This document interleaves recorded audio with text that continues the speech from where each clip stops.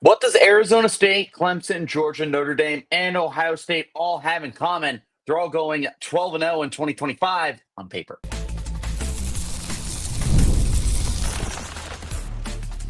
You are Locked On Sun Devils, your daily podcast on the Arizona State Sun Devils. Part of the Locked On Podcast Network, your team every day. Welcome back to the Locked On Sun Devils podcast, part of the Locked On Podcast Network, your team every day. I'm Richie Bradshaw, your guide, your expert, your friend for all things Sun Devils, from the gridiron to the hardwood and everything in between. On today's edition of the show, Brad Powers from Bet the Board podcast says the Sun Devils will be favored in every single one of their 12 regular season games. Yeah, that's where we start before we take a look at the roadblocks and potential trip-ups that could derail a 12-0 campaign. Before we talk about, can ASU even make it a reality? Can they join that college football royalty? All that is coming up on today's episode. Before we get started, thanks to each and every single one of you for tuning in to Locked On Sun Devils to make us your first listen of the day. Shout out to the everydayers who are here every day. So, Brad Powers from the Bet the Board podcast. I personally have not heard of him. I saw, oh man, was it Brett McMurphy? Something like that. Posted it on Twitter. He had shared that these were the teams that were projected to be favored in all 12 of their regular season games. And lo and behold, Arizona State was one of those 12 teams. It was Brett McMurphy. Along with them, Clemson, Georgia, Notre Dame, Ohio State. All four of those teams have national title expectations for the 2025 season. All four of those teams not just have aspirations, but are proven winners. Clemson has won 2 national championships in the last 10 years under Dabo Swinney. Georgia has won 2 championships since the 2020 decade started. Ohio State just won a national championship last year, and they beat Notre Dame. So that's pretty prestigious and something to think about. Not even Texas is favored in all 12 of their games, and Texas is considered like one of the heavyweight favorites to win a national championship this year. Not even they were picked as a favorite in all 12 of their regular season games this year. But ASU was, which is kind of crazy to me because it's not like ASU has a cupcake schedule. No, quite the opposite. They've got a gauntlet of teams in the Big 12, and a handful of those games are on the road. An example, they are visiting Baylor, they are visiting Utah, they are visiting Iowa State. Those are 3 very, very, very good Big 12 teams. They're still going to be hosting TCU and Texas Tech. Those are not going to be easy games. They have to go to Mississippi State. I am not sleeping on that game. Spencer McLaughlin from Locked On College Football is also not sleeping on that game. But there's a lot of good football games on the schedule. There's some potential cupcake games. Sure, they should kick the snot out of NAU, like you always should, U of A. Speaking of which, we should knock down U of A pretty easily. I'm not big on Colorado. We'll talk about Colorado more in a second. Houston feels like a trap game. Texas State, I'm not sleeping on them. But, I mean, overall, I look at the schedule and I see 10 wins for sure. I will not back off of ASU winning under 10 games this year. If you give me their 9.5, their over-under win total, I would take the over, and I'd take it confidently. But to be favored in every single one of those games, no matter how big it is kind of crazy to me. And I'm curious what you guys think too. So as we get, about 5 minutes in, let me know in the comments what you think of ASU being favored in all 12 games as of now. Now, let's go ahead and take a look at what Brad Powers has for what I guess you could consider it the 6 closest games but this is in terms of the spread. So for anyone who's not a betting expert, and I am certainly not a betting expert, I'll make it as simple as I possibly can. If you have a minus point spread, that means you're favored to win by that many points. If you have a plus point spread, you are expected to lose by that many points. I know I'm not explaining that very well. But an example, ASU goes to Baylor as -1 favorite. So if ASU wins by 2 points, then they win because they covered the 1 point spread. If Baylor wins the game, then they would win that spread because they were plus odds teams. I'm definitely not your guy for betting. I won't pretend to be. That's the best I can do. If it doesn't make sense, I'm really, really sorry.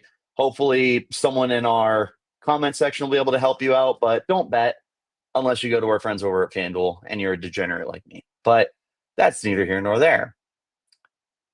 These are the 6 games that Brad Powers has laid out for ASU with the tightest margin for error. Starting with Baylor. At Baylor is a 1 point margin. Versus TCU at home is 6.5. All these are minus odds for ASU. So Baylor is -1. Versus TCU is -6.5. At Utah is -1. Versus Texas Tech is -5.5. That's a crazy number, by the way. At Iowa State is -2. At Colorado is -8.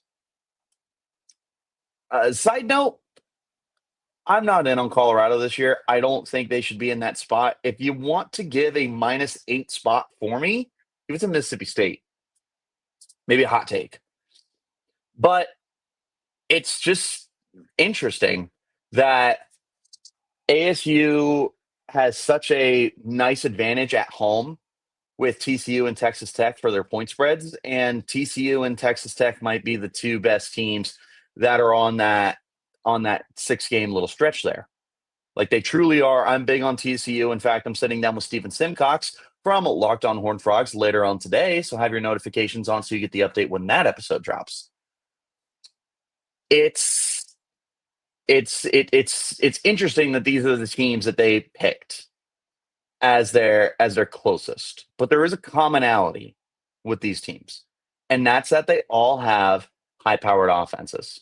Baylor, that goes without saying. They at worst have a top 3 offense in the preseason. They might be number 1 by the end of the year. TCU has Josh Hoover. I think he's a terrific quarterback. They're going to air it out this year. Wouldn't be surprised if Hoover led the conference in passing yards. Utah adds Devin Dampier, the dual threat running quarterback from New Mexico. He gets to play behind the best offensive line in the conference, one of the best in the country. Texas Tech, Baron Morton's back. Koyikin is back. Terrence Ferguson is on that offense. They've got no shortage of guys to throw the ball around the yard with. Iowa State, Rocco Becht returns. He does lose his top 2 receivers, but they bring in receivers through the transfer portal. And Rocco Becht, just that man just airs out the football. I have no doubt in my mind he's going to be just fine. And then Colorado, sure, they're retooling. You did lose Shedeur Sanders. You did lose Travis Hunter. You did lose a vast majority of your other pass catchers, but they bring in Caden Salters, Caden Salters, dual threat runner from Liberty, and Juju Lewis, 4-star/5-star quarterback from this freshman cycle. So there's still upside there. So when I look at ASU's favored in 12 games, all 12 games, and ASU has a 1-score margin of error in 6 games, and these are the 6 teams that they picked, what I am drawing from my conclusion here is that Power sees ASU as an offensive-based team. The firepower that the Sun Devils have will be what leads them to wins. That's what this take gives me when I see the games that he thinks are going to be close and the games that he is taking them to win and what they will win by. I don't know how he feels about ASU's defense, but I think that these spreads speak a lot more to how he feels about the offense. And we know that ASU has a high-powered offense. We've talked about it a lot. We'll talk about it a little bit at the end of the show. If you watch Locked On Sun Devils, I talk about it pretty much every single day. There's a lot of good things going on with this offense. So when I see spreads that have ASU winning on the road at Baylor, on the road at Utah, on the road at Iowa State by one possession, by field goals, that tells me, hey, I think ASU is going to be able to move the ball on offense and outscore the opponent. That's the way that I interpret that. Now, how much should fans buy into it? Probably nothing. Probably less than nothing. I don't know if this is something worth literally buying into if you are a Sun Devils fan. Like, it's a cool thought for ASU to be 12-0 and be favored in every game, but you can't just throw it out there if you're interested in looking into the betting lines. Plus, it's a week-to-week game, so this could all change. But right now, ASU favored in every game. Should they be? Probably not. But at least they have the team to be able to do so. I don't know. What I do know is this is a very not perfect sport. There's going to be some stumbles, some trip ups, some slip ups, some roadblocks along the way. Those are coming up next. This is the Locked On Sun Devils podcast, part of the Locked On Podcast Network, your team every day. Let's go ahead and talk about our friends over at 5 Hour Energy. It's time to fuel up. 5 Hour Energy Transfusion. It brings the bold grape, ginger, and lime flavor of your favorite golf drink, minus the alcohol, into a quick, energizing shot. Whether you're sinking birdies or making memories with friends, this is a hole-in-one for your energy game. Let's be honest, some days on the course or off it, you just need a little extra boost to stay sharp and energized. What's the wildest shot that you've ever made if you're on the course, and how much better would it have been if you had yourself your 5 Hour Energy Transfusion? I'm just saying, might have been that much better. Golf is all about good times with good people and good flavors, of course. The grape ginger lime flavor gives you the best parts of your clubhouse go-to without chasing down the Bev cart. And if you go to 5hourenergy.com today, that's the number 5hourenergy.com. You can use my promo code LOCKEDONGOLF to receive 20% off your order. This offer is only valid until September 30th on one order and cannot be used with other promotions. The code is not good on subscription orders, whether you're meeting up with friends or trying to turn 18 holes into 36. Get the energizing boost you need to get through. Order transfusion flavored 5 Hour Energy shots today. Thanks as always for tuning in to Locked On Sun Devils and making us your first listen of the day. Shout out to the everydayers who are here every day. It's not impossible for ASU to go undefeated. It is very unlikely, but that's the case for every team. And more often than not, what ends up happening is you just find some roadblocks. You find places that you stumble and fall short. Hey, they weren't supposed to lose this game, but oh, well, they did. Man, what happened? Classic trap game, classic college football. All those things happen. And ASU will be running into those this year. It is a tough schedule. But I also mentioned there's some games that I think ASU should cruise by. It doesn't mean they're going to. In fact, those could be the trickiest games. I don't see a lot of people talking about Texas State. Texas State was up 21-7 on ASU at halftime. And ASU, yeah, they ended up winning that game, but they had to earn that win. They had to earn it. And Texas State is still a good football team. Future Pac-12 member, RIP, Texas State.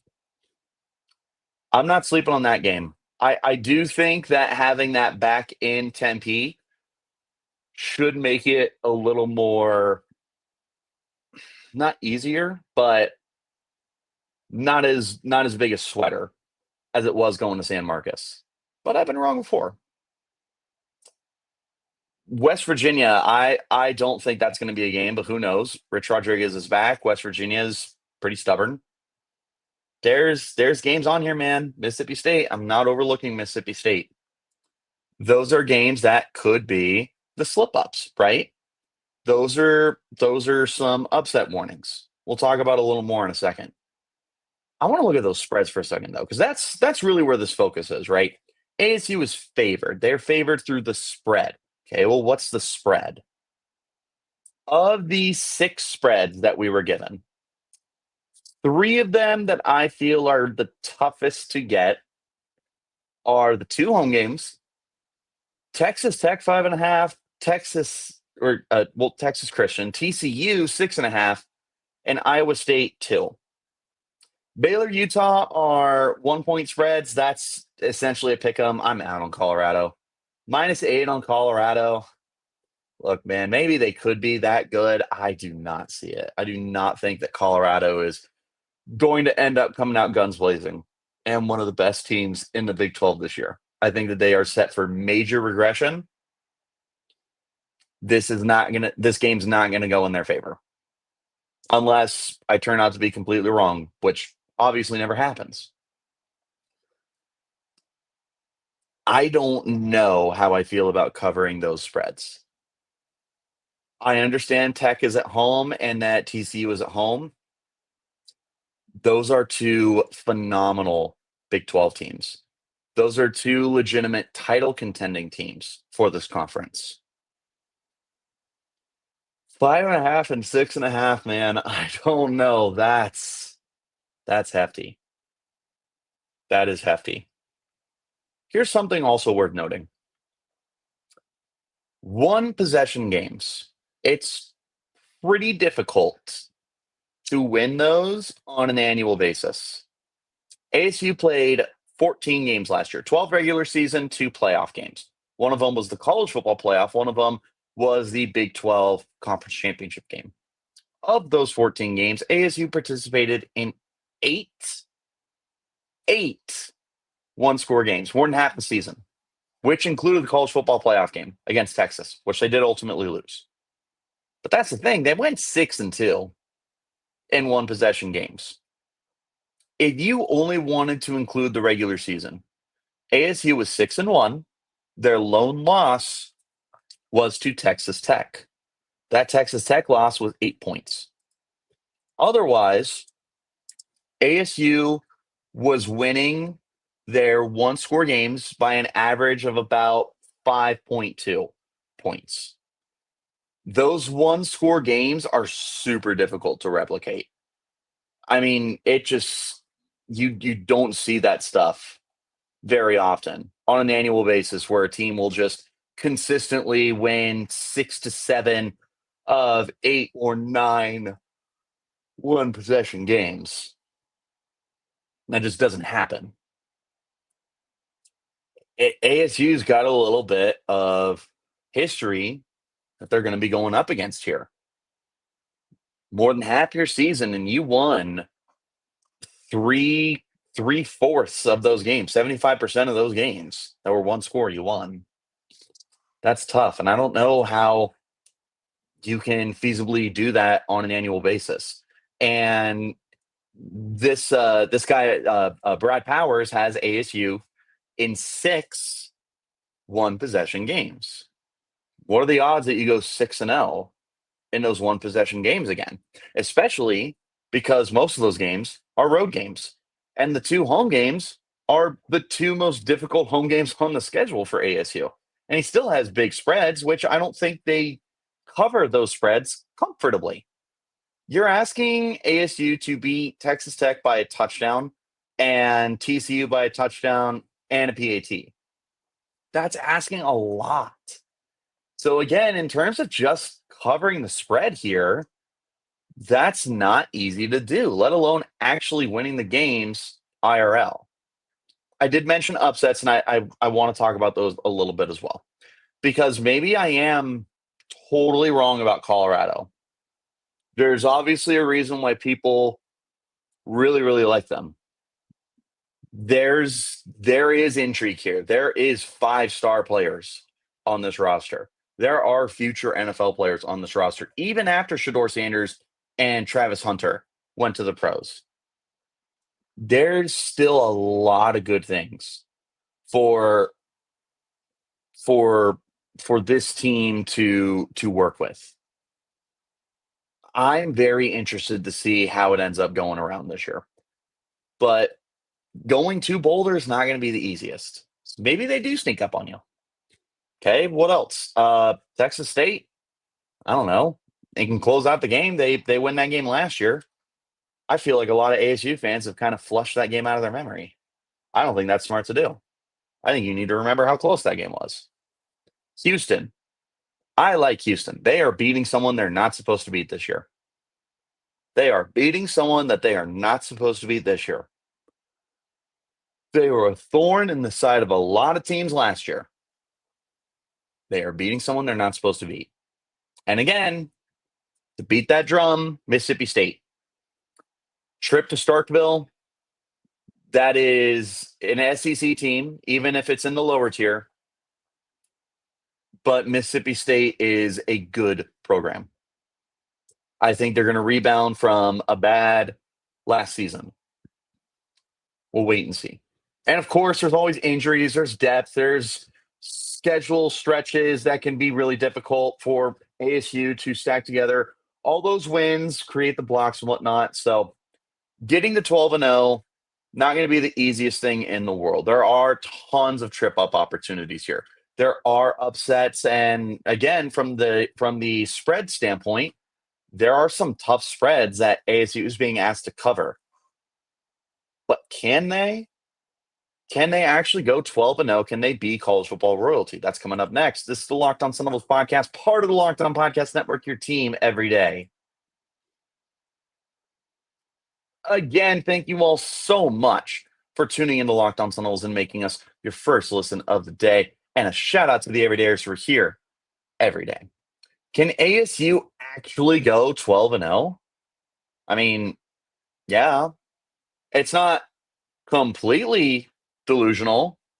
It is insanely optimistic. But sure, why not? I mean, I look at this team and I see a lot more reasons for them to win football games than to lose football games. There's a lot of good stuff here. We'll just go ahead and rapid fire through the team so I don't talk about the same stuff over and over again and start losing everybody. But Sam Levitt to Jordan Tyson, elite wide receiver or quarterback wide receiver combo. One of the best quarterbacks in the nation, one of the best receivers in the nation. That's going to lead the offense. That's powering the offense. But it still has playmakers. There's still intrigue at the running back position. There's still intrigue at the receiver position. And hopefully this is the year that the tight end position gets much more involved. They have stability on the trenches. They have 4 or 5 starters returning for the offensive line, including their tackles.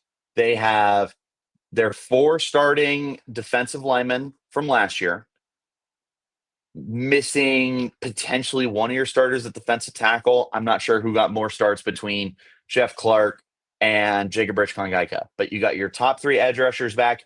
3 of your top 4 defensive linemen are back. You are going to control the trenches.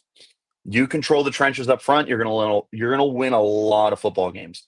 And ASU won a lot of football games last year by dominating against the run. They were the best team in the conference at doing so. They're priming themselves to do it once again. The defense, speaking of which, led by veterans. There's a lot of 3-year players on his defense. Clayton Smith, Prince Dorba, CJ Fight. Xavion Alford is going into his 3rd year for the team, even though he's only played 1 season because he had to sit out 2023. Keith Abney's been here for 3 years. You've got guys who just have a lot of college football college football playing experience. Keyshawn Elliott is in his senior year. Zyrus Fiaseu is in his senior year. Miles Rouser is in his senior year. There's a lot of football that has been played, both in Tempe and just in general. There's a lot of good stuff going on. That secondary, there's a lot of turnover potential there. Keith Abney is starting to get some love from NFL draft people, including Matt Miller from ESPN. Shout out to you, Matt. Appreciate the love. Javen Robinson, Don't sleep on him because he's a stud. Obviously, you mentioned Xavier Alford. We mentioned Miles Rouser. I think Montana Warren's going to have himself a nice year. I'm excited to see Nyland Green and Kendrick Breedlove and Adrian Wilson and Ronnie Bimage and so on and so forth. Secondary is stacked. And with ASU improving their special teams, hopefully being able to kick more than 50% of their field goals successfully this year with one kicker, not four, ASU should be in a much better spot. So there you go. I'm checking off a lot of stuff for why ASU should be optimistic about winning football games, why they should be optimistic about winning a lot of football games, why they should be optimistic about winning every football game. That's a lot of stuff that you need to win games. You have an elite quarterback, you have an elite offensive weapon, you have a cast of guys around them, you have dominance in the trenches, you have a good defense, but you're also checking stuff off that's not on the roster, the coaching staff. It's year 3 for Kenny Dillingham. What a dramatic transcendence he had from 3 wins to 11 wins. Offensive coordinator Marcus Arroyo is in his second year. Talk about a whirlwind of change in the best possible way from year 1 to year 2 for the Sun Devils offense. Year 1 led by Bo Baldwin, dog water. They literally took away play calling duties from him. Dilly took it himself in week 4 against USC, and finally they were worth watching. Last year, that was Arroyo's team, and yeah, they looked good. They're fun to watch, I would say. They were fun to watch. He's back. Defensive coordinator Brian Ward is back for his 3rd year. ASU's playing some really good defense under Brian Ward. I don't think that's an accident. Your assistant coaching staff is back as well, including your best recruiters, including the guys who have just really helped set the tone for the culture and the atmosphere that ASU is promoting. That's a lot of good stuff. You also have better backing than you have had in a long time. The Valley's activated. You had what I describe as pseudo sellouts about halfway in the year. Kansas and Utah were sellouts. Kansas for sure was a sellout. Put that in quotation marks, because if you were at the game, there's a lot of empty seats up in the rafters. It's a sellout, but not every seat is taken. Called a pseudo sellout. But then you had UCF and BYU. Those were sellouts. There was heat in every seat for those 2 games. It's not a coincidence that as ASU continued to win, there we go, more games as the season ended, that more people were interested in going to the games. People have a lot of stuff to do in the Valley. They're not going to waste their time doing something that's not worth seeing. ASU football was worth seeing last year. Henceforth, there's your results. You have got true sellouts right now. You have got fans that are as loud and as excited as they have been in years. We just saw season ticket sales skyrocket for this program heading into 2025. So many people renewed. So many people are getting their season tickets for the first time ever as fans. Like, there is some special stuff going on right now with the way that this fan base is backing up the program. And certainly the student section is finding its own consistency, because what we've come to know from ASU student section, the Inferno, as some call it. I wish more people would call it that, but it's hard to call it something that cool when it's so inconsistent. We'll call it what it is. Mill Avenue is not far away. So if ASU is blowing a team out or they're getting blown out, well, I'm going to walk a mile down the road and I'm going to go get plastered at El Jefe, I guess. So it got to a point, though, where ASU was willing to do whatever it took to keep these guys from leaving. They said, guys, gals, freshmen, seniors, please stay for the game. Here's a Chick-fil-A gift card if you stay for 60 minutes. And it worked.